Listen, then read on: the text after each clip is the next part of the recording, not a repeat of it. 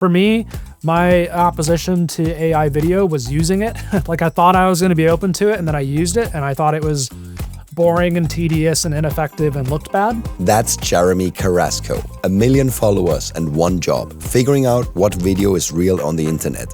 He tested every major AI video model and came back with a warning. As much as we might like to think that you can escape fingerprints of the process that made the media, that's always been impossible. People have been trying to do that for as long as media production's been around. So if you're betting your future on prompt engineering, I wouldn't spend a lot of time being like a great prompt engineer. I think a lot of that's overblown. let's get started. This is Focus Check, the weekly CineTech podcast. Welcome to episode 105 of CineD Focus Check. I'm apologizing for my voice right off the bat. I was a little bit sick, but I feel fresh enough for this special episode where I interviewed Jeremy Carrasco, an AI video specialist, I would say, somebody who's actually sorting out AI videos for creators and regular people. How are you doing, Jeremy? Doing great. Thank you for having me. I'm glad you're feeling better. Yeah, thanks for coming on the show and thanks for being a little bit patient with me when it comes to scheduling this. Now, I came across your Instagram channel couple months ago, I guess, because as so many others have, whether it's on TikTok, Instagram, I think you're also on YouTube.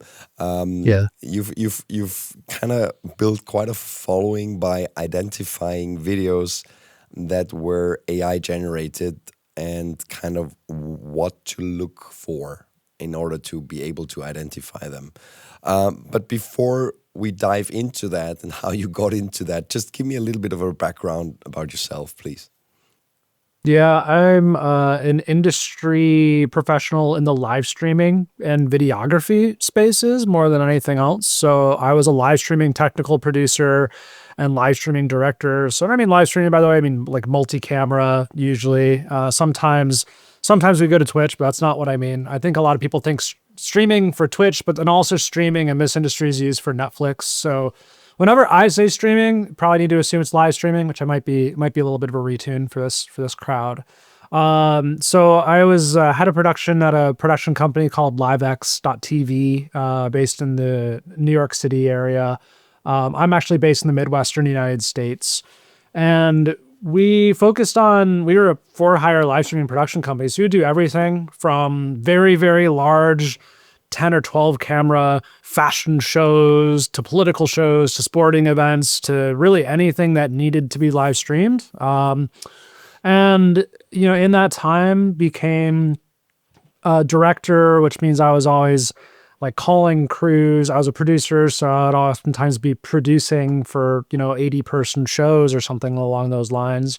And then also being a quality control person. I think I'm one of the better encoding engineers in the United States, which is a very niche category of people who know how to transmit a bunch of cameras all over the country. But sometimes we would be doing shows that had, 30 to 50 remote cameras in different locations and have to stream those out to 80 different social destinations, especially for political events.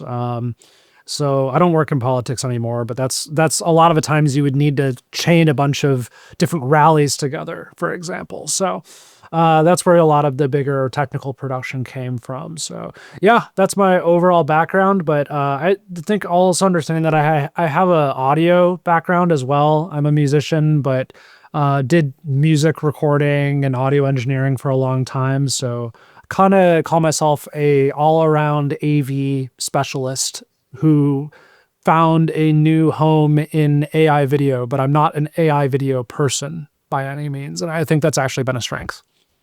But what made you get started then in, like with what you're doing now on the internet with identifying those videos? Well, first of all, I didn't think I would ever be doing this. I didn't think people would care. I think that's the traditional wisdom, is that people just want to watch whatever is on their screen.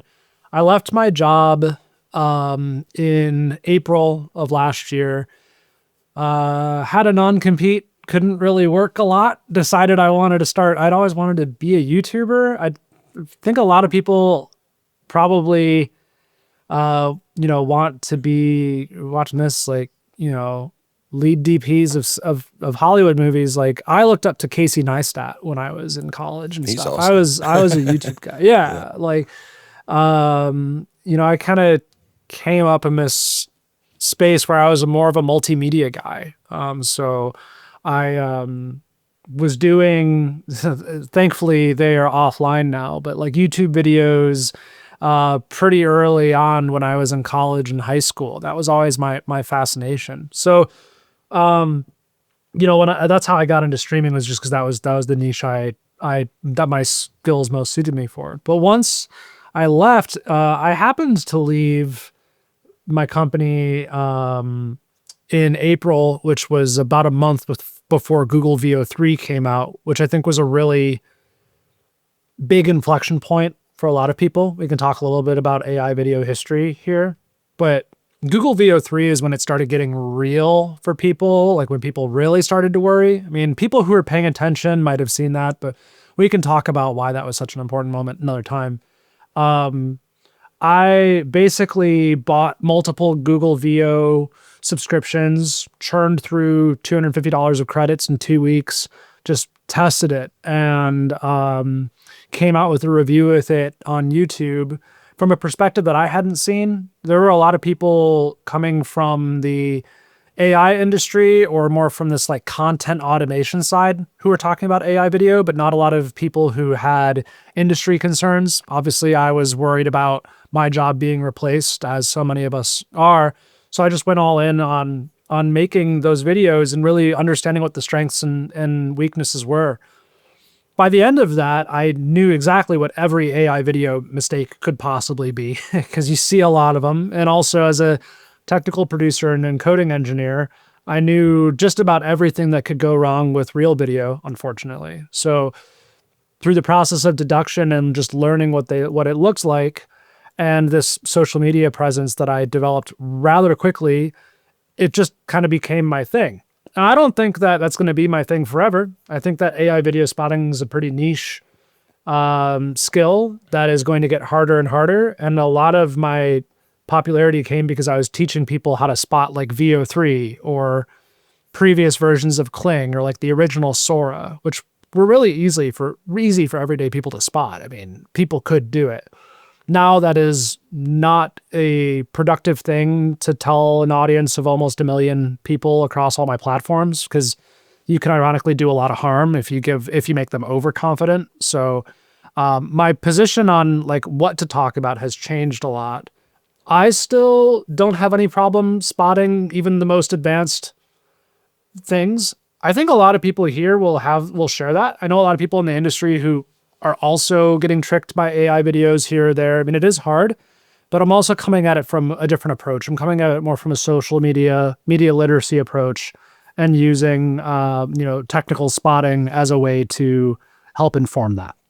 But do you think, I mean, we're already talking about models, and you said VO3 was an inflection point. I mean, since then, a lot of different models have come out. Most lately, Yeah. 2 Chinese models that really kind of took the world by storm, in a sense that there were a couple viral videos that really, Yep. they become really hard to distinguish from real stuff if you don't look very closely. That's Kling 3 and CineD 2.0.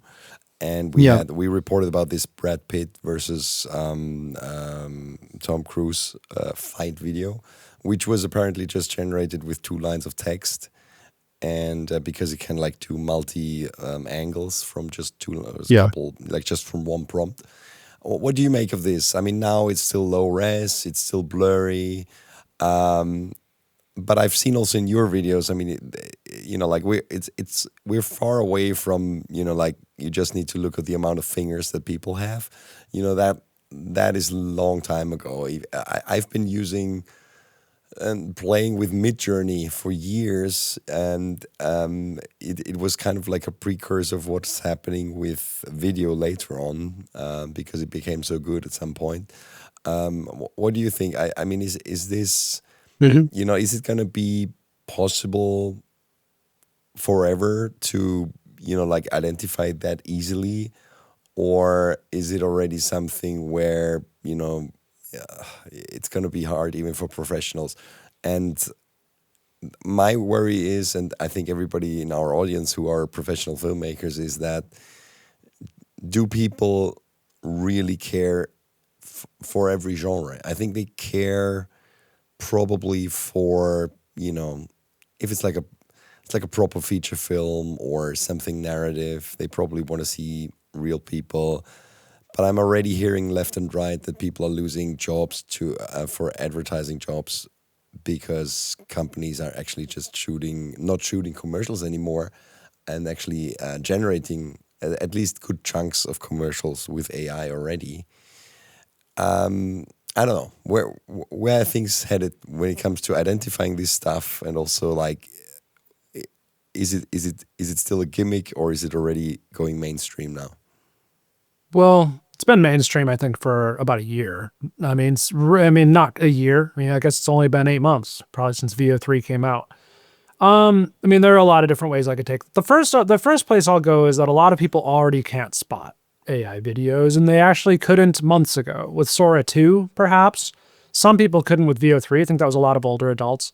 But once Sora 2 Pro came out, a lot of people started really struggling, just in the general public. I don't think, and this is where, like, a lot of my time, I should just be honest, like, a lot of my time day to day is actually spent combing through tons of accounts on social media. That's really where my focus is, and doing journalistic work on identifying what is real or not, so I can identify very large trends and report on them. Something we haven't talked about is I have a newsletter and blog called riddance.ai, where I'm doing educational work, but also investigations on like massive networks that are using this. And that's where I think that's where a lot of the attention probably should be in AI. I think that, for reasons I'll get into shortly, I think that the concern of it being, undetectable or like really, really good in the next year or two, I think it's like a little bit overblown, in my opinion. We can talk about why that is. But already on social media, it has taken over a lot of the casual content that people were watching. Luckily, I don't think that is so much of a concern to a lot of people here.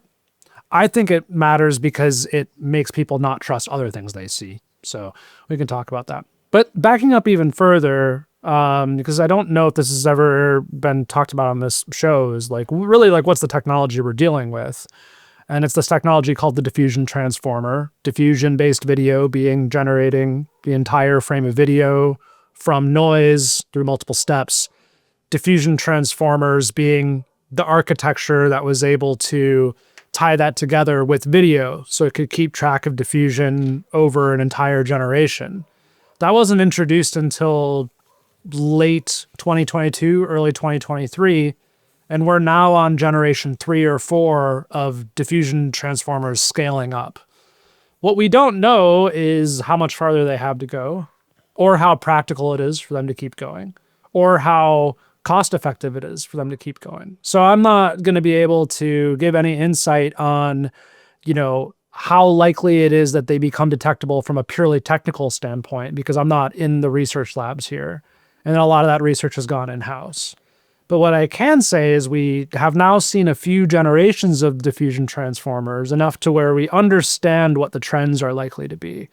And I think that is what we can focus on, which is I understand that it feels like it is improving what feels like exponentially, but it is doing so actually on a track. So if I can give an example, Seedance 2.0, the model that did the Brad Pitt, Tom Cruise fight, has god-awful lip sync. Like brutally bad lip sync. Worse than VO3, worse than Sora 2, worse than Kling 03. Kling 03 has better lip sync, but looks a little bit more polished.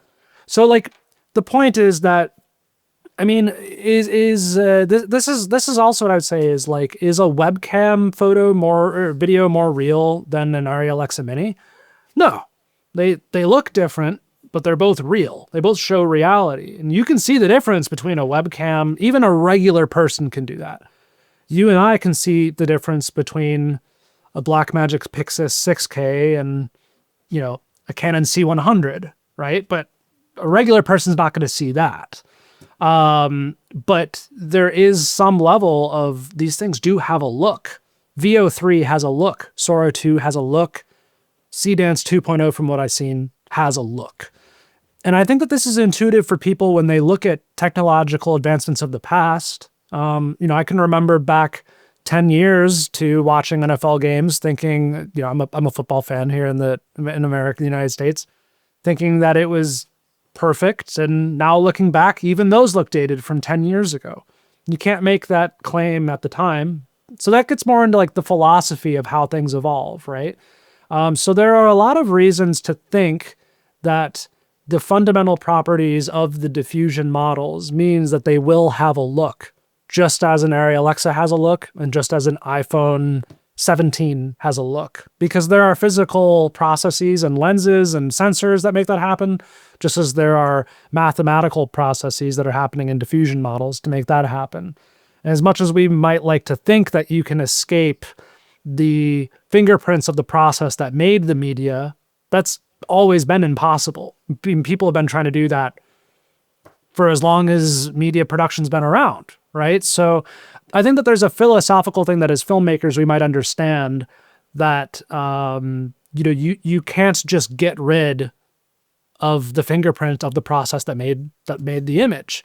Whether you can trick regular people with it, entirely different discussion, I think. But there is a philosophical discussion that I think we're just starting to wrap our heads around, as if, and this will be, I want you to dig in with me on where this is most interesting to you. But, an example that I give is, it might have been impractical to do an entire movie with like the most modern versions of Unreal Engine. But in every way that I can see, Unreal Engine looks more like real life than an AI video. And yet it still looks like Unreal Engine to me. And it probably still looks like Unreal Engine to you.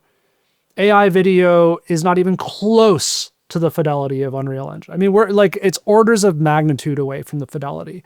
The scale and the affordability are why AI is more notable than Unreal Engine in a lot of senses right now. But if it just comes down to simulating real life, just like that thought experiment alone, like there are ways to tell, and Unreal Engine has extremely realistic 3D models and ray tracing and like realistic physics, all these things that AI video has to try to learn, but never quite understands in like a physical sense like we do. So I think that this is not just a technical question. It's also a philosophical question. And a lot of it is wrapped up there for me when people ask like, how long is it going to be detectable? I think it'll always be detectable, but I think it's going to get really, really, really good. So I think we have to make that distinction. But I know I went a whole bunch of places. You asked your question. I'm really curious where you want to dive in there.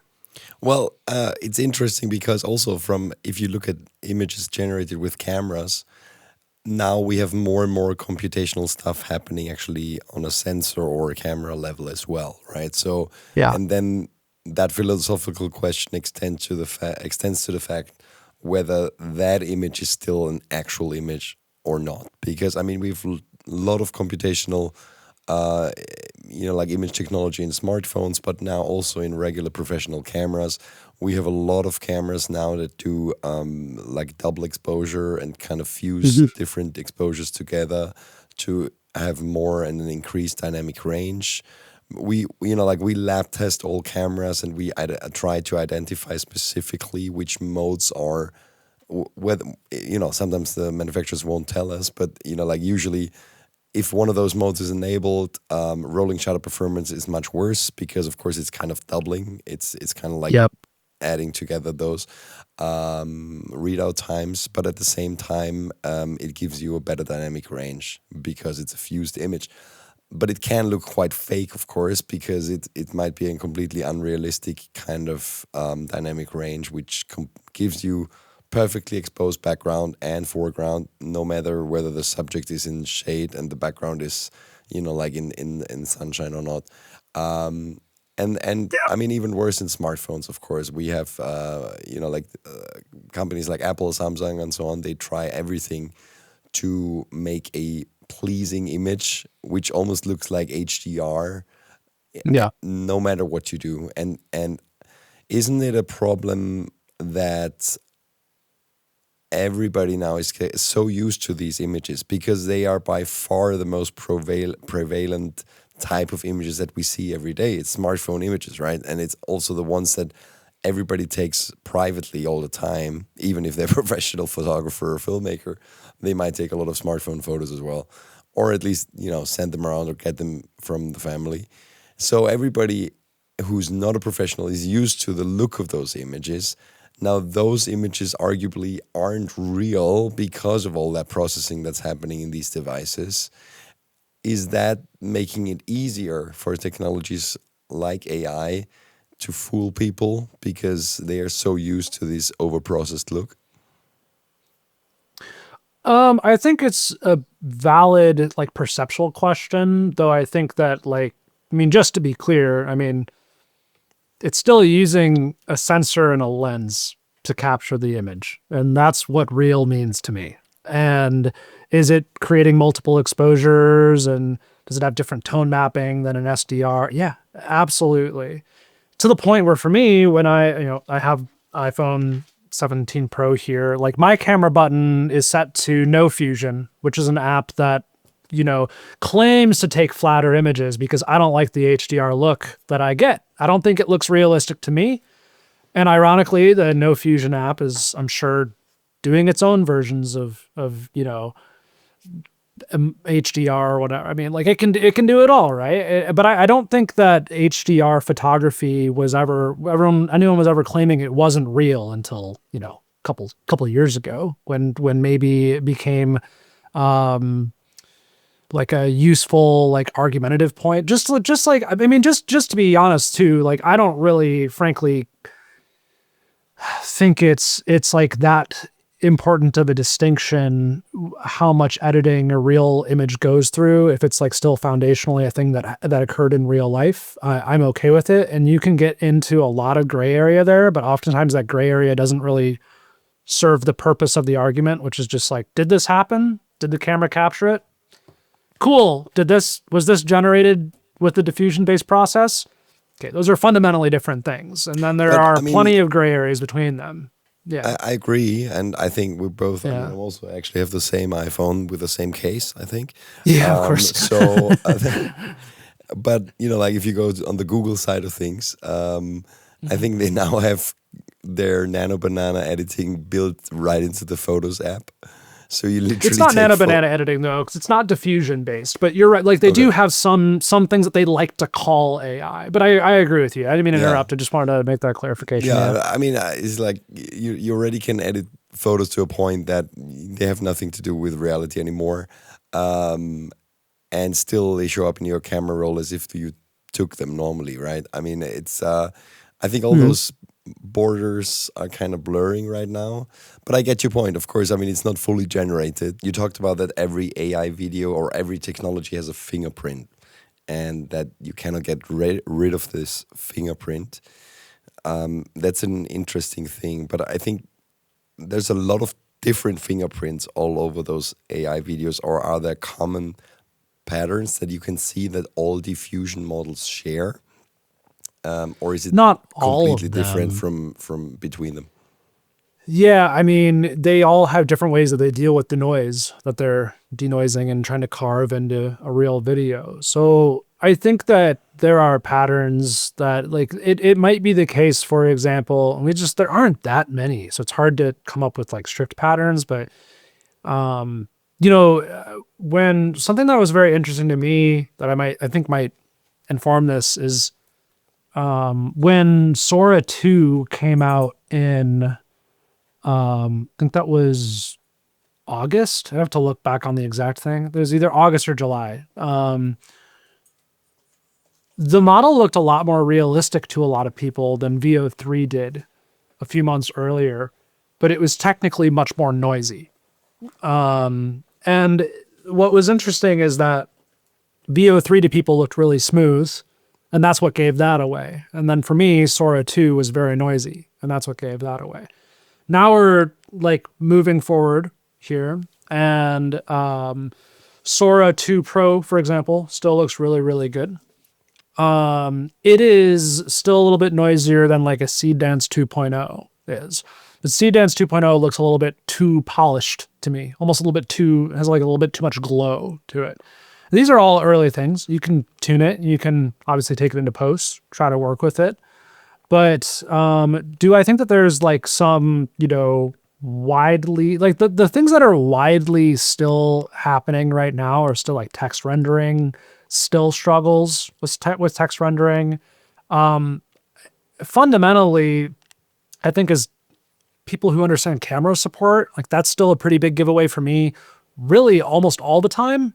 I mean, I've seen videos where people are like, wow, like they really solved camera support. It's like, to me, I mean, it'll frequently go from like, okay, that's a tripod, that's a jib, like you're mixing those up, or sometimes it'll go from almost like a GoPro mount to some sort of like gimbal pattern. I mean, like these are because they're not physically cameras. They're not mimicking actual camera perspectives.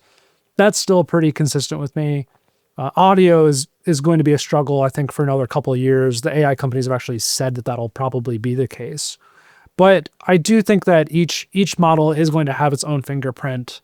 And of course, there are other fingerprints brought in by other processes. And for me, it's just about tracing what those are. It's not, as much as we, like in what we were just talking about, where it's like, how real is this image that's coming out of an iPhone, or how real is this image that's coming out of a Pixel? Like, well, I don't really care too much about that. I care about the process that they went through. I can tell you for sure, because we know these things. It's like, okay, well, that camera took a bunch of frames, not composited them together, but did the tone mapping, made it HDR, whatever, and that's what we're seeing right now. Do we think that's real or not? It's up to you. Maybe it's not as real as you'd like it to be, and you'd like it to just be like a film camera. I don't care, but we know that this one's a film camera, and we know that this is an HDR tone mapped photo. Then we might have another thing, which is, okay, this looks like this is probably CDance 2.0. This one looks like it's probably Sora 2. Can you quantify all those differences? Yes, you actually can with some technical benchmarks. As someone who cares more about the perception of these things, I don't follow those benchmarks too much. When I benchmark things, I'm more tracking how is lip sync, how does it deal with dynamic range, how does it deal with noise, how does it deal with shadows? Are there differences if you tell it to generate, a high contrast scene versus a low contrast scene? What are the differences in most scenes, or is there still a through line through these? That's a lot about what I'm focused on. And I also think that this is maybe not explicitly, but kind of intuitively what people who want to use them for industry are also thinking about. And it's unreliable right now. And you are rolling the dice every time you do one of these generations still. So, do I think there are common threads? Yes, but I'm much more focused on thinking about it almost just like, do I prefer the way this camera works or this camera? And like, can you spot the differences between, two very high grade cinema cameras? Like some people can. A lot of people won't be able to, but when it really matters, if you're, a DP, you have to make that decision, and you will be able to explain to your client or the director or whoever else you have to communicate, like what justifies an Alexa Mini over an FX9 or something like that. Like you're going to be, and I think that a similar thing is happening in AI video right now. It's just not happening as explicitly because the people who are using it aren't generally in the same level of like nitty gritty about the way the pixels look. Do you think, one thing I've observed is that I think a lot of people are now questioning also some real videos and real images on the internet, because if they are looking too perfect. And I've known specifically a couple photographers who've really lamented about that, they get more and more comments about one of their photos being AI because, like people are just doubting that.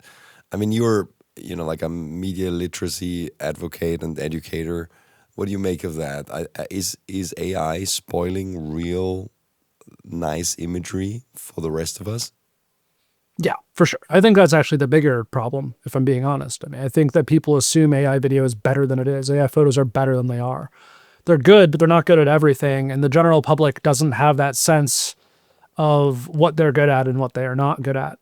I cover issues like, in the United States, I've had this big problem with immigrations and custom enforcement, ICE. There are a lot of videos of ICE arrests that are AI generated and others that are not. Now, I can tell you the difference between the generated ones or not, and I think I could explain that to anyone who understands cameras and understands like the context in which these are living. But an average person just knows like, oh, AI can generate fake videos of ICE. Like now I'm going to question every single one of them without understanding the broader context.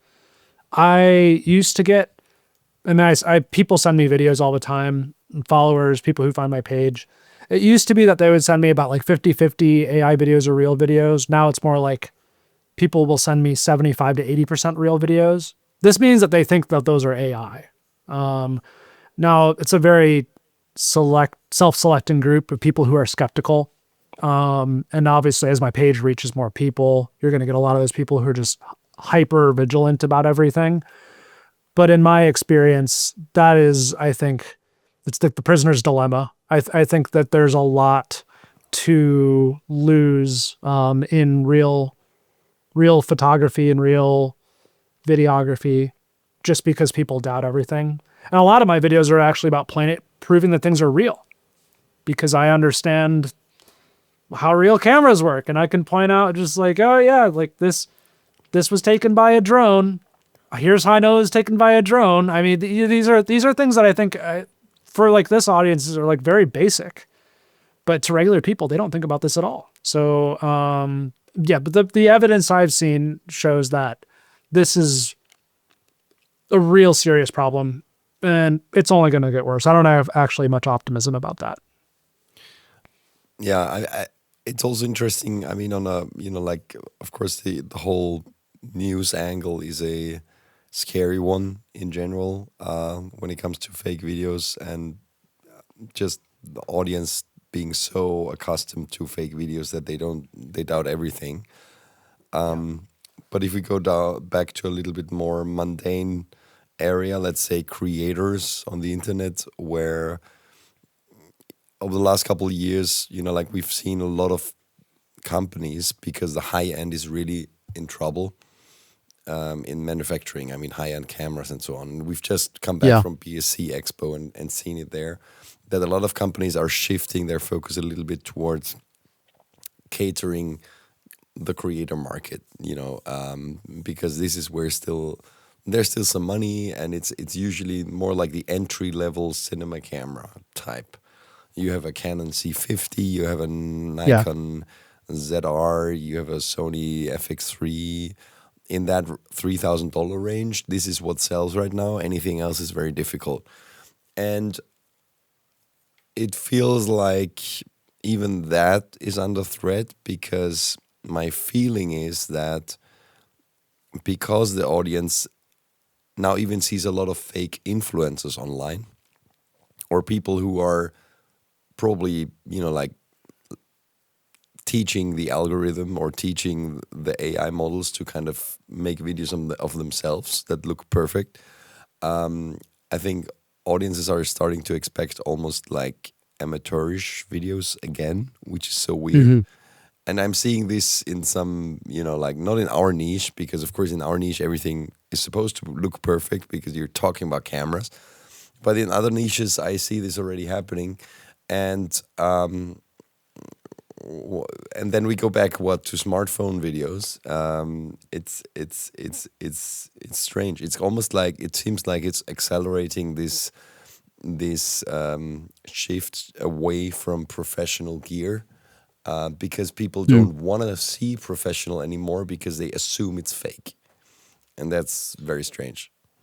I think it's a temporary thing. I think that we're really in like an inflection point right now. We have to see how this sorts out. But I mean, I'll be honest, like I'm not really a movies person. I'm a content person. I'm a social media person who would be bringing like a higher quality to social. I mean, like the reason that my TikTok stands out is because I use a Pixis 6K, I shoot in front of green screen and I light my basement like I'm in front of a psych wall, and I mean, like that stands out on TikTok, right? But like what I'm doing again to this audience is like, that's just an everyday thing.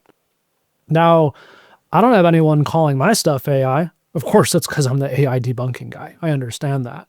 But people also assume that because I know how to use these tools, maybe I'm not using them for good. So I've come across this problem. Here's what I would say is I think that what we're actually seeing here is we're seeing like the cat and mouse game of AI doing something, people trying to stand out. I think that's good. I think it's healthy. And I don't think it's likely to stay the same way it is right now. I actually think that maybe not like the top end professional market. I mean, is it going to go back to the way it was before? No. Is it going to adapt? It's going to have to, and I think it will. And the reason why is because people are going to be seeing AI everywhere on social media. It is going to get exhausting, and you can either go the direction of unpolished and very amateurish, or you could just go. I mean, a lot of this is maybe I'm sure you can relate to this, and the reason that professional cameras are the way they are is for control. It's not just about looking great. It's just like it's predictable. It's repeatable. It's controllable. That's not, like people are still going to need that. AI is actually not very good at that, or it tries to mimic that, but it does it in a way that still looks like AI. A good example I can give is Apple shoots all their keynotes with an iPhone 17 Pro now. They tailored their entire production around that decision. They don't do many, zooms. They don't do a lot of the things that like they might have used to in an Apple keynote, which was shot on a stage and has different types of discussions, different types of intention with what they're communicating. Maybe before they were shooting on a lot of like primes, and so shooting still on an iPhone wasn't a big change, but there's a reason a lot of cinema productions haven't gone to an iPhone, even though it looks great. I mean, it's because it's not as controllable. Like they don't want to recalibrate their entire workflow to working with an iPhone. Now, are there companies that are using iPhones to do movies? Yeah, of course. But it's not like the entire industry reset when an iPhone came around to make everything cheaper. I think that, if you were to combine, for example, a CDance 2.0 video in the middle of like a major production, even just to generate one of your scenes, it's going to just look like crap compared to all the other 4K masters you're probably needing to shoot to go on any platform. And is Netflix going to lower their standard for everything? No. I know the example was given of this Argentinian show that did like a specific composite with like some I think they were from Kling. I might be wrong. It was either Kling or Runway. I think might have been Runway. It's like for a specific VFX composite where the master was still in 4K, like that's going to be fine. But like these are still 720p upscaled models. So can they actually do clean professional? No. They can't. They can kind of do the aesthetic. But I think people are going to get really, really sick of that aesthetic really soon. Not everyone, but there's going to be some part of the population. And then there's going to always be this cat and mouse game, it's like, can you evolve in a way that the AI industry isn't able to emulate that? Well, to me, the thing that AI still can't do is like real characters and just just normal dialogue. I mean, you see a lot of the money shots or a lot of like the most, the biggest action scenes. AI can do those on social media, but it's a very different thing. So I guess my point here is that I do think that it's going to the social media was the big disruptor to the cinema industry, not AI. Like AI is coming in, it's another disruptor. AI is going to disrupt social media. Probably more. It's disrupting social media more imminently and more acutely, even than cinema right now. From what I've seen, I mean, cinema's struggling too. I get that. Social media is still doing fine too. There's still plenty of influencers out there, but AI is mostly a volume game. It's mostly about pumping out a bunch of crap to a bunch of people. That's what it's really strong at. Can it do the professional stuff? Yeah, but these are Silicon Valley companies who aren't intentionally making production tools. It's not really their focus. And a lot of the times, frankly, it's an excuse. It's an excuse to keep pumping out the crap. I think also with the Sora app, which has absolutely bombed. I mean, I think nobody's using that anymore. If you look at usage statistics, I saw this lately, it's just like 90% less than it was when it came out. It's kind of like a illustration of what you just said. Like, people get tired of this stuff, and nobody wants a social network which is just full of fake content. And yeah, I mean, of course, I agree. In my opinion, in general, I think all those social media networks over time all seem to have a way of kind of like becoming irrelevant. We've seen it with the original Facebook platform, which is now, like, it's literally just 60 plus people still using this for what it used to be. And the rest is just ads and some group stuff and, like marketplace. I mean, it's not usable anymore. And Instagram, I mean, they've kind of, because they've stolen so many of the things from other platforms, like the stories and all that over time, and the reels, they've kind of managed to stay relevant. But yeah, I think AI is a huge, which might be a good thing about AI, that they finally kind of disrupting those social media platforms. I think it's good personally, and I also think, like, Oren Software said, like, double down on what you're doing. Like that's largely what I think. We're gonna need more. We're gonna need a lot more of it. It's gonna change. It's not gonna be done the same way, but people are going to be sick of and we're seeing this in Gen Z. We're seeing this probably even less so in older generations.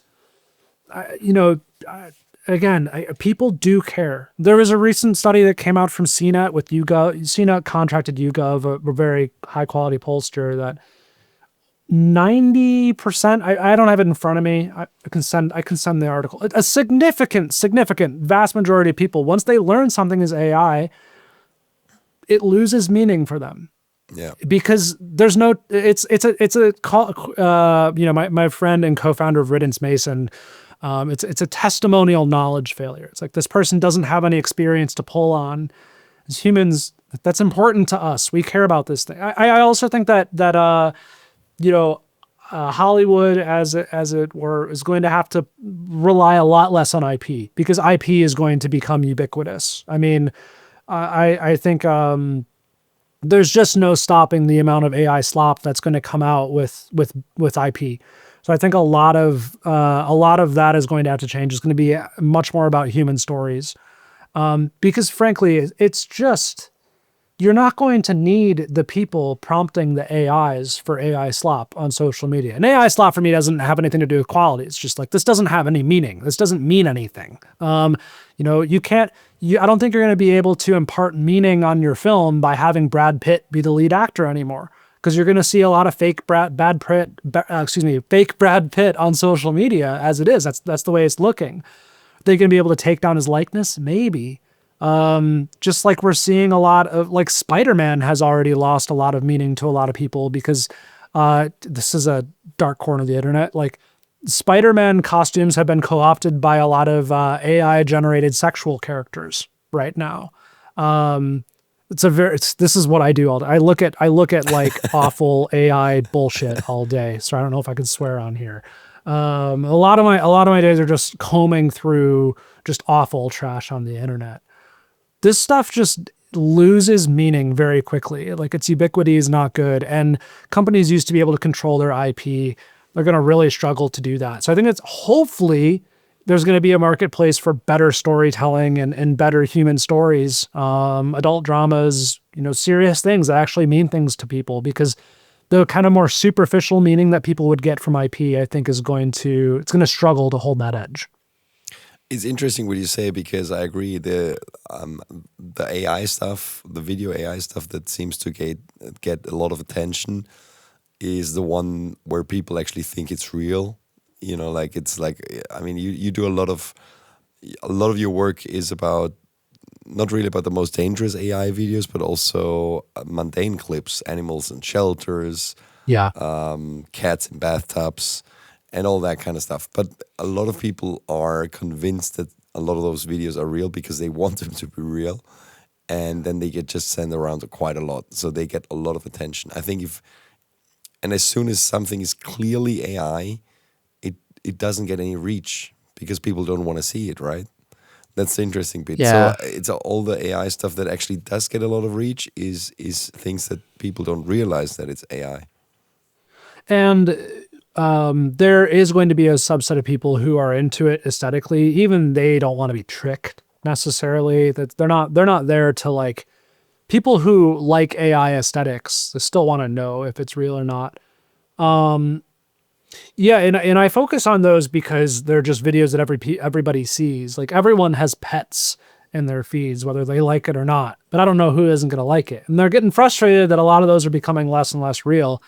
If you teach people how to be media literate about that, then when it really matters, I think they're going to be a little bit more ready to for that moment. They're going to be a little bit more like, okay, I've seen something like this. It wasn't this serious, but you know, the other thing I would say is that I really think that we're just scratching the surface of how ubiquitous AI content is going to be. I mean, it's still very, very new. Mark Zuckerberg has said that he wants AI generated feeds for people. I mean, this is just what he wants. Like, I don't think that he has great taste, but this is what he wants. This is what social media types think people want, and I think that they are wrong. So, Yeah, I mean, but the he also platforms are thought probably going to everybody become wants- outdated. Yeah, he also thought everybody wants the metaverse. So I know. Yeah. renamed the whole company and now probably regrets it. That's a great example, though. I mean, these, that the entire he tailored his entire company to like a bad bet, and we don't know if AI is the same thing. It's not going to be the same thing technically. Like, it's still going to have more practical uses. I think it is going to still flood the internet, and it's going to come to productions that are, professional productions as well. Technology is not going away, but what it means to people is changing in real time. What do you make of the C2PA initiative, which is like the metadata standard that should establish content credentials right in camera, basically identify something as real as generated in camera? I think there's a danger that a lot of false positives are created by, like if somebody operates a camera and then with real footage and the editor then does something to that image, of course, as normal, like whether it's replace a background or stabilize a shot or something like that, it might get flagged as fake, or it might lose that C2PA metadata marking. So what do you make of that whole thing? I think I have conflicting thoughts about this. I have a hot take that I'll give in a second. I think that C2PA is probably our best hope for provenance tracking. That's really what it is. It's not supposed to tell you if something's real or not, but it's supposed to tell you where it came from. That's our best hope.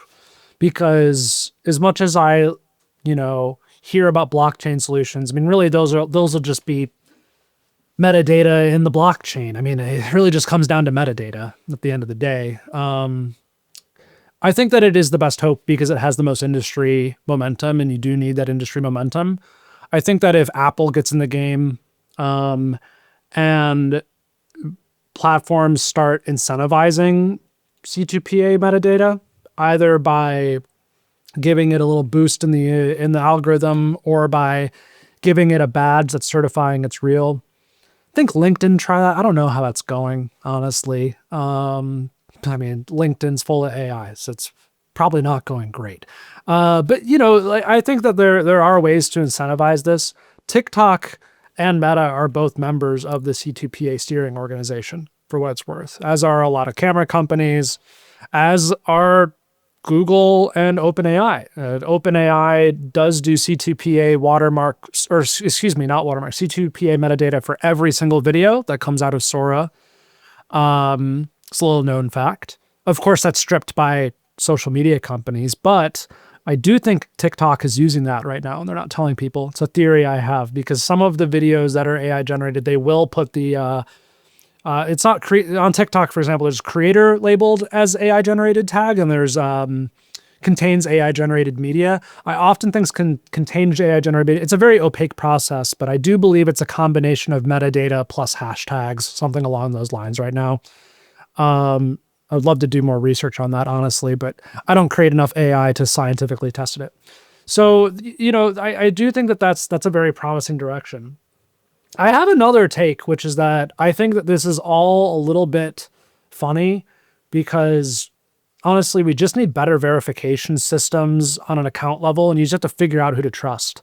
You got to remind people that if they're seeing something that is purporting to be someone and it's not coming from their official account, you should be suspicious of it. At some point, it's just like, does this person make real things or not? And this is a very human instinct that we have. And this is, I think, really what it's all about. We have to be able to judge if we can trust the people behind accounts, because there are going to be a lot of agentic, completely automated accounts who I think should just be thrown out entirely. They don't have like that testimonial knowledge. They don't have a real viewpoint. It's useless. Just throw all that out. That's my opinion of that. If something's real and it's coming from a real source, should be good enough. Do I necessarily need, for example, a C2PA watermark? I keep saying watermark because of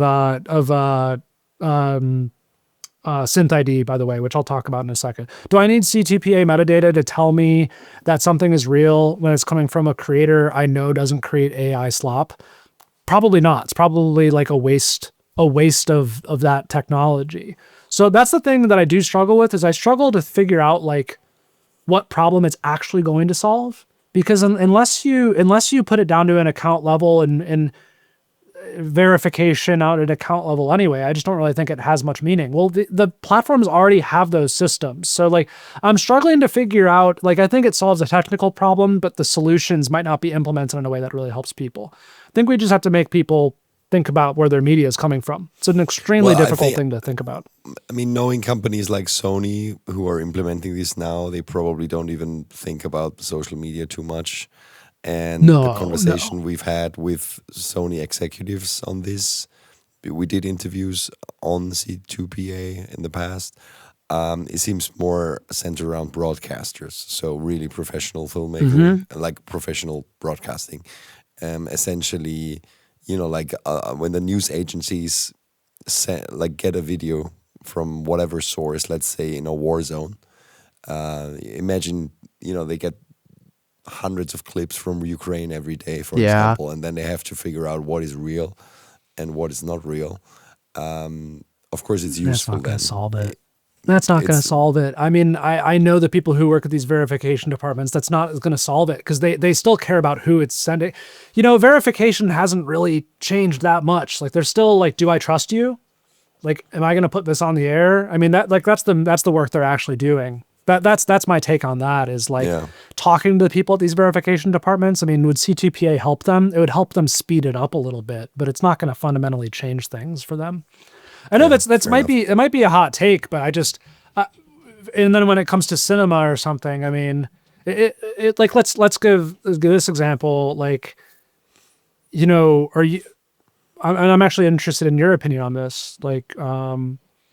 What kind of disclosures do you think it's going to end up in movie credits? Do you think they're not going to tell? Are they going to be honest about it? I'm very interested in that perspective, because I think that there's going to be a huge incentive for a lot of high-end productions to prove that they didn't use any AI. Or are we going to take their word for it? Are they going to try to have receipts somewhere? So I'm actually curious about your perspective on that.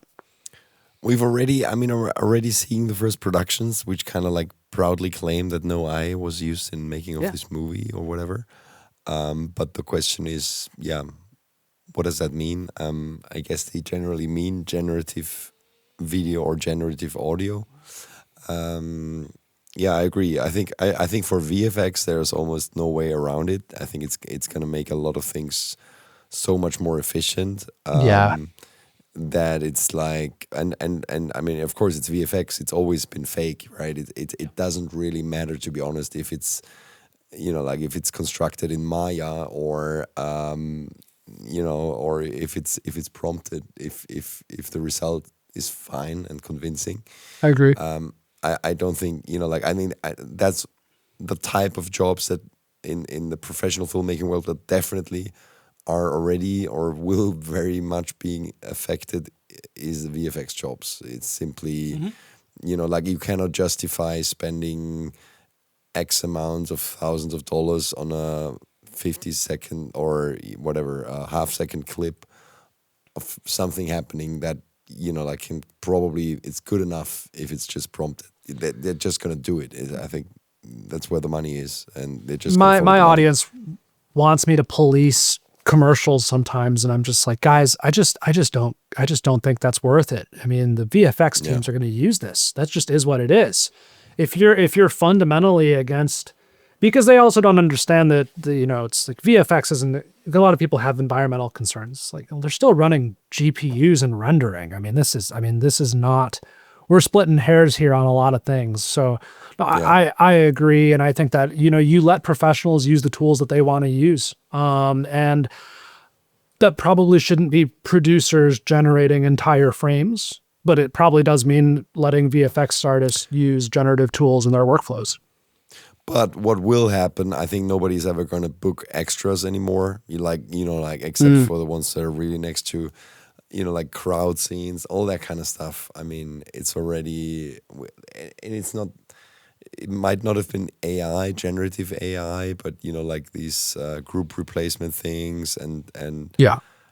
it has been done for a long time, and this is just gonna make life a lot more easy, and it's actually making it much more approachable also for lower budget productions, which it wasn't possible before to fake a mass scene, in a coliseum or something, and now it's doable even for smaller budget productions, I think. So in that way, it's definitely also gonna affect that part of the industry. And it's also going to make the shooting easier, because if you don't need to deal with 100 extras on set, it means that you can actually concentrate on the acting more. Well, I think that this gets down to like what I actually think is practical. And a lot of my frustration with the AI video generation tools is that they use the excuse that this is like ready to go on professional productions, and that justifies a lot of the harms that these are doing. I do think that the AI video models are, like, they don't do any good. I mean, these are just bad. They're just bad. I mean, like, you can use them, but like, they're bad. They're bad for society. They stole a lot of work. They're not that easy to use in professional workflows. They're not helpful. And that's really one of the reasons I started my platform is I tried to use VO3 now, and I'm going to draw a line here between like different types of AI. I mean, if you think about like the workflows that AI video has improved versus the workflows that large language models have improved, I mean, I see real efficiency gains in large language models that AI video that have actually helped real people in ways that AI video has not. It has really harmed people.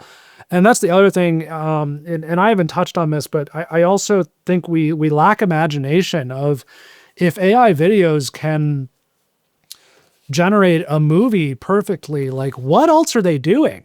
I mean, this is not a film industry concern. This is an every person around the world concern about losing meaning about every single thing they see on the internet. It is not just, and that's where some of my hope comes here, is like, I think that we oftentimes imagine that things aren't going to change dramatically. But if we reach that point where AI video is actually undetectable, Hollywood isn't keeping that for themselves. It's going everywhere. So then, like, what is Hollywood's strength? It's to not use AI video anymore. It's to go back to the original thing and find meaning in other places. It's a zero sum. I mean, if everyone has it, no one benefits from it. And they are not going to be, because this isn't a technology that's being invented by ILM or something. Like, it's not going to stay in Hollywood. It's going to start in advertising, in Google and Meta's ad networks, in TikTok's ad networks, and it's going to go downstream from there. Like, that's how this is. If they do generate like the perfect video simulator, it's going to be used for advertising right away. But it's going to get out of that environment and start really messing with a lot of stuff. So if I were worried about this, I would just understand, like, it would be a massive change for everybody. And so what that means is, like, again, finding your strength. just to say also, like I've been using the newest Claude models a lot recently for agentic tasks. And I mean, the difference between using those and AI generative models is night and day. Just night and day. I mean, those are so easy to use. They do pretty much exactly what you want them to now. Generating AI videos is still a slot machine. You're still throwing away a lot of generations. It's very expensive still. And while a lot of, productions would like to use it to save money, it's still not quite there yet. Like we're not there yet. So, are we going to get there? Yeah, to some degree we will. But again, once we get there, what does that actually mean for how much is out there in general? And what does that do for people's perception of what they're seeing online and in the movie theater every day? I think that we lack imagination of how destabilizing that's going to be for everybody. Interesting. Yeah, I also feel like there's a huge difference between the diffusion models and what LLMs are capable of doing now. And you just look at those agentic workflows that are really making mundane tasks easier every day. It's completely different from what people are capable of. I mean, it's still, like you said, it's a slot machine. It's just a bit of a luck game. Even if you prompt to the nth degree, it's always not exactly what you wanted. So, yeah. That seems like a pretty unanimous feeling among creatives who actually want to do good work, is that it's a very frustrating process. And in the end, I mean, it's crazy because you always have to describe, like we're visual people. And if you want to work with it, you have to describe what you want with words. It's like, it's like reading a book about filmmaking. It's not the same thing, right? Or watching a film about reading a book. It doesn't make any sense. It's inefficient. Really. It's not the most efficient way to do it. Yeah. Yeah. You mentioned audio before, and that is going to be a problem for a very long time. Now, sound is of course half the picture, and you coined the term AI accent, which is an overly energetic pacing in synthetic speech.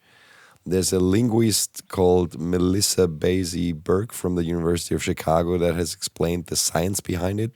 AI voices lack biological co-articulation, where a human tongue physically travels between consonants, creating micro sounds a machine just skips over. As synthetic dubbing and AI voiceover become more standardized localization tools, what should audio professionals be listening for? Audio in isolation is pretty strong because those models are so tuned for it. So if you're just doing like AI generated voiceovers, that's very strong. AI music is improving a lot. The difficulty comes to matching this with video in one AI generation model, and how you get that not only to make sense physically as if the mouth were actually moving, but also how to make it sense socially for like how they're talking for the situation. And I see different models struggling in different ways. I gave the example earlier about Seedance 2.0 having better vocal quality, but much worse lip sync. So then Sora 2 has like an infamous accent, which is just absolutely wired, rapid fire talking in a very unnatural way. Whereas VO3 is like very performative and very like everything has to be announced. It's because these are very to us, second nature types of interactions, but not intuitive necessarily to a machine, nor is it something that just follows hard and fast rules. It's like there's a very social interaction to how we talk. So there are times where it physically fails. There are times when it technically fails with lip sync. Then there are times where it socially fails. And getting that all to line up with a realistic video is turning out to be harder. The reason I said that I think it's likely to stick around is because Bill Peebles, the head of Sora at OpenAI, has said that this is a pretty difficult problem to solve, whereas they think that a lot of the visual kinks are being worked out in real time. And as I see the newest models, I see them just having different weaknesses in audio. Having said that, there are a lot of powerful things that 11 Labs is doing with voiceovers, with dialogue replacement. Um, you know, there's gonna be a lot of progress in that area. It's just like how specifically it goes with generative video. I'm not sure. I think it feels like we're still at a stage where the people who are using generative video are mostly using it to fake reality. Now, my question is, do you think there is a space for creativity here where it's not actually hiding that it's AI, but it's doing something innovative that we haven't seen before? So it's not necessarily replacing reality or trying to replace reality, but actually telling some kind of story in a way that we haven't seen before that can only be done with AI? Or is this a bit of a too optimistic? That's a good question. One of the things that I'm sad about is that a lot of really good diffusion-based art kind of went away, or I don't see it as much anymore. There's still artists doing it. An example for me is this band Phish, Phish, did a huge projection mapping installation at a festival they did, where they did a pretty breathtaking diffusion based. It was very psychedelic and crazy. It was beautiful. That was 2 or 3 years ago. Might have lost track. I think 2.5 years ago. If anyone was interested, it was called their secret set, the Phish secret set. Use a lot of diffusion based stuff. That was something that like real video, real animation would. It would have. I don't think you could have done it that well. I mean, obviously there are very good artists who can do it, but to have like an interactive, real time version of this very psychedelic thing was like something that diffusion based imagery did really, really well. I think that I've seen other very like psychedelic things that do it really well. I've also seen things in the fantasy genre that lean more on Midjourney to generate character models and then animate those with Seed Dance or with Kling or with Midjourney's own video model that I've seen. Like the fantasy world, because it's already so abstract, they'll be honest about it. Like, this is AI generated. So I'll see that. I also wouldn't be surprised if we saw this in animation, especially anime specifically, where again, like the abstraction like bothers those audiences less. And I also think that there will be a market for AI generated human likenesses as well. I just don't think it's going to be as big as people think it will be. But I absolutely think that these things can do creative work that is uniquely suited for AI generation. And I don't dismiss that. And I think that generally I have a problem with it trying to mimic real life and people using it to create dis and misinformation or just not be honest about what they're using. But that's the thing, right? I mean, that's why it doesn't have to be like that. It's not going to go away. I think there are ways to using it creatively, and there are definitely. I mean, because I've seen this account. I don't know if you've seen it. A couple of days ago, it went online. It's a woman. It's an AI channel. I think she has like 5 videos or something, and she's kind of leading you into a different era with each video. So, for example, oh God, I hate these. I hate these so much. It's something that couldn't be shot, right? You couldn't do this in reality without a huge budget. It's just a bad way to tell history, though. It's just unnecessary. It's over the top. It's crazy. But I'm just saying it's something that couldn't be done in a different way, right? I mean, it just wouldn't exist. It's just somebody doesn't need to exist. That doesn't need to exist. That's I think the difference. There are some things that couldn't exist and that was good, and then there are some things that couldn't exist and I think I understand what you're saying. I think like if you were to have like if you were to ask a historian, but a lot of what she's doing is going into like, I don't know, 18th century England, just saying how bad everything smells. It's like, it's completely over the top, of course. But you could do this a bit more nuanced, I guess. In general, I think just having Yeah, just not faking that you're making an AI video and just be Yeah. like used for something that is otherwise not there. But it's I'm just pretty consumable hesitant content. about it rewriting history is maybe where that comes from, by the Yeah, way. of course. I mean, yeah, I well, get a lot of people commenting about that. And this can go in very dark places too. There's a lot of Holocaust AI generated stuff, which is rewriting history in a very dark that's way crazy. there.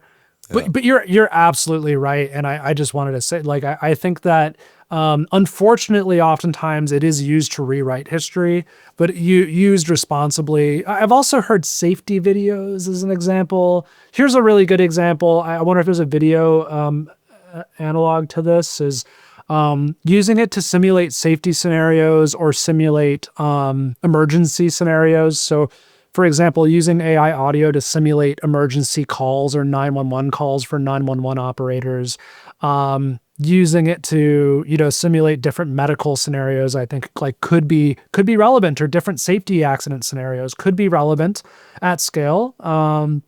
So there are absolutely like plenty of uses for it. And so I never want to diminish those like actual creative practical uses where like that scale is really useful. And unfortunately, it's not really the focus of a lot of these companies, which is why I don't yeah. really. It's, if it was an accessibility tool, for example, I think large language models would act a little differently than they do. So, you also firmly advise creators against generating AI versions of themselves, Yeah. saying it's nearly impossible to fall back to reality once you cross that line. Studios are scanning actors for digital crowds and stunt doubles. What are the long-term ethical and relational risks of digitizing human presence? I think it's a huge concern that I think is underappreciated by the general public, and the film industry has a little bit more of a sense of how dire this is because a lot of contracts do require that they can use your likeness, which I think is yeah. I mean that's a whole nother topic that I'm not as well versed on, like the legalities of how people can fight back against that. But no, I mean the fake people, fake human likenesses are a huge societal risk. I mean, we kind of just took it for granted for a long time, but I'm especially concerned about agentic systems similar to like a Claude bot or OpenClaw, whatever they, I think at this point they've settled on that. Being able to spin up an agentic system that does create a human likeness to talk to someone over a video call. Like, we aren't far off from that happening right now. I think that these systems, when they can mimic this, it does break down a lot of the trust systems that we built up over video calls, and just like, can we trust someone's likeness? When it comes to your own likeness, I just don't think people have much to gain from it, honestly. If you're you know, if you're really trying to do a lot of content and you need an AI avatar to make content for you, maybe ask why you're doing content before you do that. It is really hard to pull back. I've just seen in my experience that once you show that you're able to use these tools, people second guess a lot of the things you do. It's just not a pleasant thing to go through. Just as I'm actually going to do a video today about a real creator who has never used AI, that people think that she's AI, and she's a hard time convincing them that she's not. Like, this just isn't like a good thing in the backgrounds to do. It's unfortunate that people have to go through that. But yeah, I just don't think it's worth giving away your likeness. I think that it's something we're just too early in the process to understand how that's going to go. On riddance.ai, the publication you co-founded, you wrote that lazy SEO is dead because AI does it instantly, but strategic human thinking is more valuable than ever. Can we apply this to filmmaking in any way? It's if churning out generic B-roll might be dead, how does a cinematographer compete with a machine? I think things like stock footage are probably dead. Like nobody Yeah. will want to buy stock footage anymore when you can generate Yep. exactly the fake kind of clip that you need for whatever production and then you have, those 6 people you need at the business meeting, not the 4 you get from iStock photo. So Yeah. what's the answer? Like how can we be irreplaceably human as filmmakers? Well, the first thing that I would say is I would use the tools. I mean, I would just use them and just understand their dynamics and use it for previs if it's something that's like useful for you. If anything, like even using the state of the art stuff and showing people what they can do. Like I think sometimes, like for a lot of the times for me, it has the opposite effect of like, oh, I thought it was gonna be able to do this, and it really can't do it. No, I wouldn't spend a lot of time being like a great prompt engineer. I think a lot of that's overblown. It's like at some point, humans prompting this, I think is just going to be as easy as just kind of telling it what you want broadly, and it'll generate that. But I think keeping up to date with what they're doing is a pretty essential thing as a filmmaker right now. When it comes to like what you do best, I mean, this is I think like a fundamental thing. Even if you're just thinking about that and figuring out where your strengths are, I think that you're in pretty good shape. And I think that you're pretty aware of if you feel like what you do is replaceable. I mean, this is a frustration I have is whenever, a news outlet covers like some new generation of AI, whether it's in video or large language models or whatever, like they'll talk to the company that made it, but they won't talk to the people who have to use it. And I think that they think it's because the people who use it are just going to be diametrically opposed to it and like completely against it. But I actually find that people are adaptable. They're willing to try things. They're willing to give honest feedback. For me, my opposition to AI video was using it. Like I thought I was going to be open to it, and then I used it and I thought it was boring and tedious and ineffective and looked bad. Now it's starting to look better and better, but it's still boring and tedious for me. So it's still ineffective to do my job. I think that understanding that, you're going to figure out like, what you can do that differentiates yourself from it. And if what you're doing can be directly replaced by AI and it is a transactional thing, not a creative thing, but transactional in nature. For example, B-roll. I mean, that was always a transactional relation. I give you $75, you give me the B-roll. And there wasn't really much care put beyond that. That's why AI can replace that so easily. And then the other thing I would say is just like double down on your relationships. Like you're really going to have to become a good person to be around and to work with. And the most difficult part of replacing you is going to be actually like the workflows and the characteristics that you have that are like uniquely yours, as well as the fact that you're a person and people like to work with people. I mean, people like to work with other people. I cannot say this enough. And if you're a good people person, you're going to be around. And I mean, I used to hire DPs for my shows. I wasn't always the camera person, and I usually hired the people I enjoyed working with the most. And I think that's going to become more and more important. So it doesn't have to be technical. It doesn't have to just be, oh, the AI can kind of do what I can do visually. It's also about like, can you keep those relationships up and really, really build those relationships with other people who value your humanity? Because again, if they are down to just like replace you with someone who's prompting, the person who's doing the prompting is going to get replaced soon by another AI. It's a temporary measure at the end of the day. So really figuring out who those consistent, human valued relationships are is I think what everyone should be doing right now. All right, that's almost a nice way of saying goodbye, because it's a beautiful thing to end it here. But I have one more question. Like if you think about, like how far we've come, or how far this technology has come in this very short amount of time. I mean, it was like 3 years since the original Sora.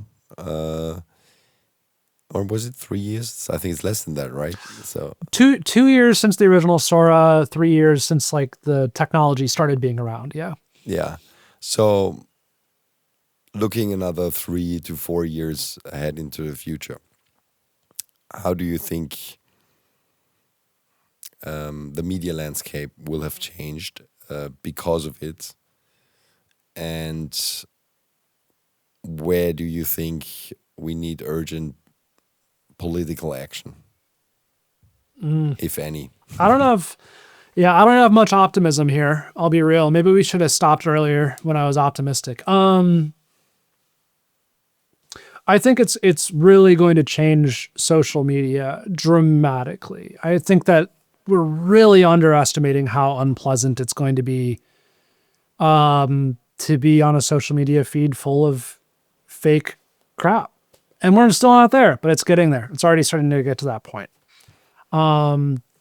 We've seen this happen, by the way. We've seen Pinterest really struggle. This is a good example. Photo application.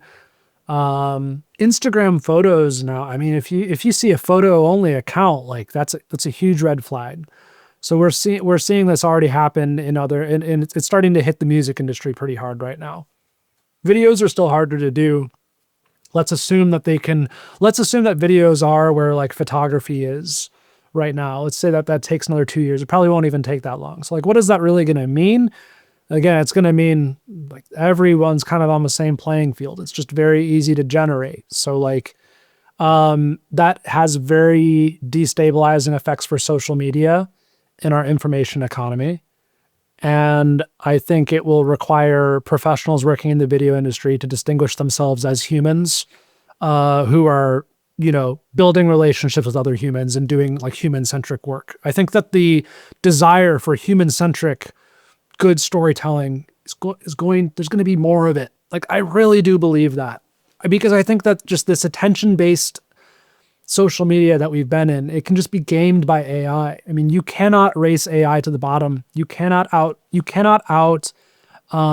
engage AI, but you can create more meaningful things than AI videos for the majority of the population. And we're not going to be able to think about that 20% of the population that is like super, super into AI and maybe doesn't care about real things anymore. Like, that's going to happen. It's going to be really dark. I think that I'm already starting to see some of that, from just so you know. So like, one of the things I'm studying right now is sexualized AI generated accounts, where for a lot of men who are following these sexualized AI avatars, like, it's a benefit to them that these are not real women that they're connecting with. Like, they don't want to think about a real person to connect with in that sense. Like, that's a very dark thing, and that's going to get worse. That's not really the audience we're talking about here, right? Like, that's like the extreme end of like, people can really go into their AI generated world. And I think that more and more in social media is going to become that. I think that there's going to be a new social media platform that comes out in the next 2 years. I don't know what it is. That's a take I have. I don't know if everyone's going to be switching to it, but I think it's about time that some like more human-centered, less algorithmic feed-based social media platform comes out. Recommendation algorithms have been recommending what people watch and controlling their feeds for a long time. Now that AI is going to be building the pixels, I just think it's not going to be a pleasant experience for a lot of people. And I think that, those algorithms, those social media platforms that make that transition are going to need people like us who are really thinking about how to create human-centered media. So that's my optimistic take, is that we are going to get there. But that comes with a lot of bad. It comes with a lot of the way that people currently use social media, which is short-form video. It means a lot of that's gonna be torn apart by AI video. So I don't have a lot of optimism over the next 2 or 3 years, honestly, about how it's going to affect how we interact with each other online. But I do think that it can lead us towards a more human-centered place, where filmmaking is going to be a really big part of that, and good storytelling is going to be a really big part of that. I just don't think that it can continue the way it is right now for forever. I think at some point something has to change. It comes with a lot of pessimism about like our information, and then optimism that hopefully we can lead a more meaningful life once AI has kind of just shown us that like engagement isn't the whole game. Like, it was never about just like getting the most eyeballs and making the most engaging, crazy stuff. Maybe it was the thing that we've been doing for the past 8 years. I mean, TikTok's only been around for 9 years. It hasn't even been that long, right? So, this is just a period we were in, and we're going to move towards something that's more meaningful and long form, but it's not going to be for everybody. So that's my long-winded thing. As you can tell, it's just like there are so many directions it can go, and I think it's going to go a bunch of directions all at once. And it's just going to be about figuring out what your niche is in that space where a lot of the like sensational or attention grabbing stuff is going to be driven by AI now. So I think that creates a lot of opportunity to people like us who are thinking about meaning and thinking about actually making art, making meaningful stories. I think that those are going to be very important for people. All right. And what's next for you? Doubling down on doing what I'm doing right now, which is trying to tell people how to figure out what's real on the internet. I don't want to be a debunking page. I don't want to be the debunking guy anymore, but I want to be helping people keep up with what's happening, because I do think that there's a large population that really, really cares. They really want to stay grounded in reality, and it's just becoming harder to do that. It's just becoming so much harder, which is just so unfortunate. But I think that population is strong. I'm just trying to find more and more of them and tell them. But I also hope I get to do more long form and more. It's really just me like shooting in my basement. I do a lot of short form video because this stuff is just always coming out all the time so quickly. People have this expectation that long form videos are kind of evergreen and can stick around, but it's like not a good thing for what I do, because you can really mislead people if your information goes out of date. They don't have that same expectation for short form video. But I hope I get to do some more long form pieces about how social media is changing, how our information systems are changing with AI. But yeah, no, I'm obsessed with this thing. I'm not going away. I'm not going to stop doing it, but it is going to get a lot harder. So it's going to be a lot of work. Well, you've been doing a great job, and I'm sure you will continue to do so. And for anybody who's interested in your work, again, check out @showtools.ai on Instagram or TikTok, and his new Jeremy's new website, riddance.ai, where you go deeper on these subjects, right? Yeah, exactly. Yeah. Thank you, though. This was great. And I mean, very, very philosophical, for better or worse. Exactly. I think that's that what we it really is. it It is. I mean, the philosophy of making images, right? That's usually we are a gear website talking about the gear to use making those images. So we have to become philosophical when we don't have gear to use anymore to make those images. So, all right. Thank you so much for your time. It's fun. All right. Thanks, Nina. Thank you. And thanks everybody for watching. Stay tuned for more from CineD Focus Check next week. And don't forget to like and subscribe. We are on Apple Podcasts, Spotify, and also, of course, on YouTube. Leave a comment. Email us at podcast@cined.com if you have a question or comment, and we'll try to cover it on one of the next shows. Thanks for watching or listening.